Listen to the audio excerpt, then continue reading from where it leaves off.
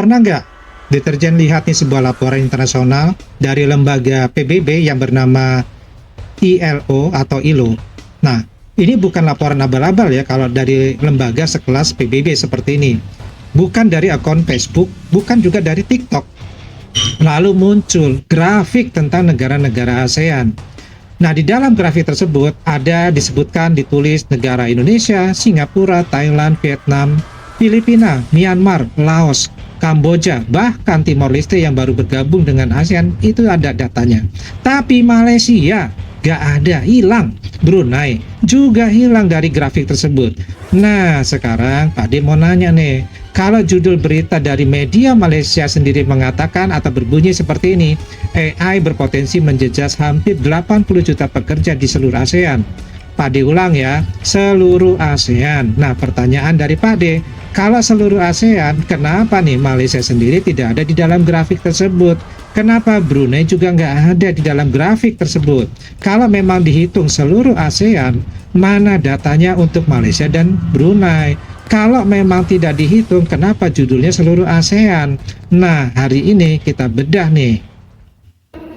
Kecerdasan buatan generatif atau Gen AI berpotensi mempengaruhi hampir 80 juta pekerja di seluruh ASEAN. Bagaimanapun, laporan yang dikeluarkan oleh Pertubuhan Buruh Antarabangsa ILO mendedahkan setakat ini tiada bukti menunjukkan berlakunya kehilangan pekerjaan secara besar-besaran akibat penggunaan teknologi tersebut. Laporan bertajuk Generative AI and Labour Markets in ASEAN, Significant Exposure, Limited Disruption, Uneven Preparedness mengkaji implikasi Gen AI terhadap pekerjaan dan pasaran buruh di 11 negara ASEAN dengan menilai tahap pendedahan mengikut jenis pekerjaan dan corak semasa penggunaan teknologi itu. Menurut anggaran ILO bagi 2025, sebanyak 22.9% daripada jumlah pekerjaan di ASEAN bersamaan hampir 80 juta pekerja berada dalam kategori pekerjaan yang mempunyai sekurang-kurangnya potensi pendedahan kepada Gen AI. Namun hanya 3.3% daripada tenaga kerja atau kira-kira 11.7 juta pekerja bekerja dalam pekerjaan yang diklasifikasikan dalam kategori pendedahan tertinggi. Pada masa sama, kira-kira 67% pekerjaan di ASEAN masih tertumpu dalam Oke ya, deterjen-deterjenku, grafik yang ditampilkan oleh media Malaysia tersebut berasal dari International Labour Organization atau ILO, salah satu lembaga bagian dari PBB. Nah, di situ, di dalam grafik tersebut, dikatakan bahwa negara-negara ASEAN ini akan terkena dampak untuk para pekerjanya dengan adanya AI. Nah, di dalam data grafik tersebut yang muncul hanya 9 negara ASEAN. Nah, ada 2 negara ASEAN yang tidak muncul di dalam grafik tersebut. Kenapa bisa terjadi tersebut?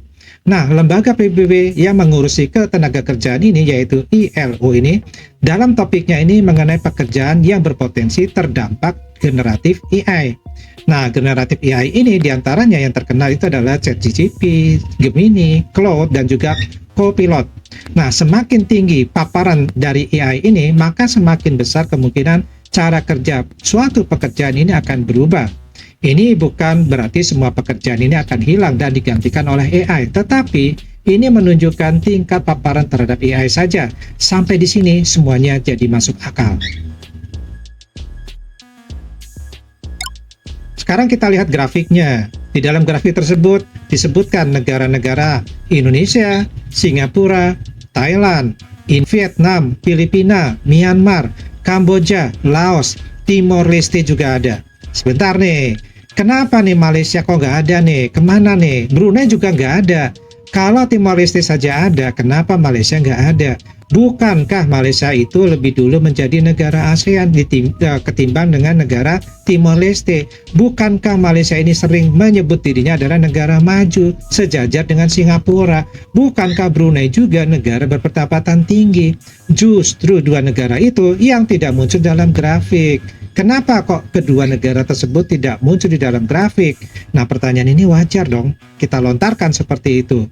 Karena jelas ya di sini bahwa apakah kita bisa bertanya juga bahwa kedua negara tersebut tidak punya data di dalam ILO. Ini yang dikatakan oleh media Malaysia sendiri.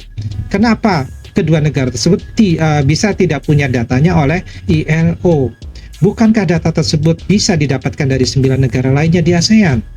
Atau ya Malaysia ini memang tidak menggunakan AI, Brunei juga tidak menggunakan AI, atau bisa jadi dalam penggunaan AI-nya ini tidak mencukupi untuk memenuhi data yang diperlukan oleh ILO.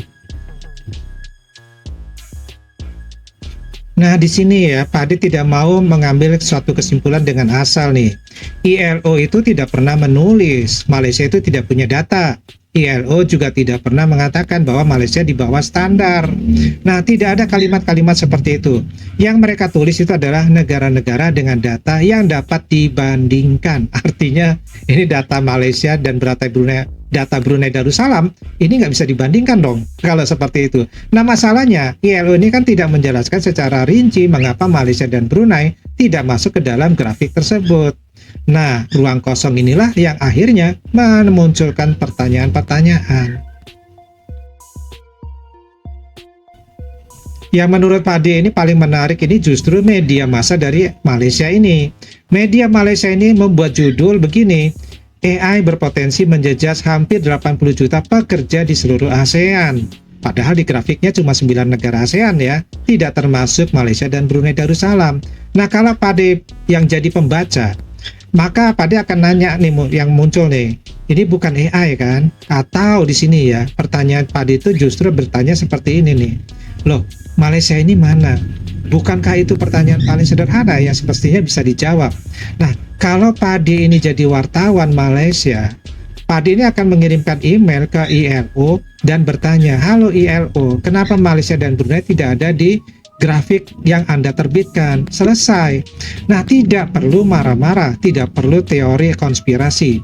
Cukup bertanya, karena tugas jurnalis bukan hanya mengutip, tetapi juga mengklarifikasikan.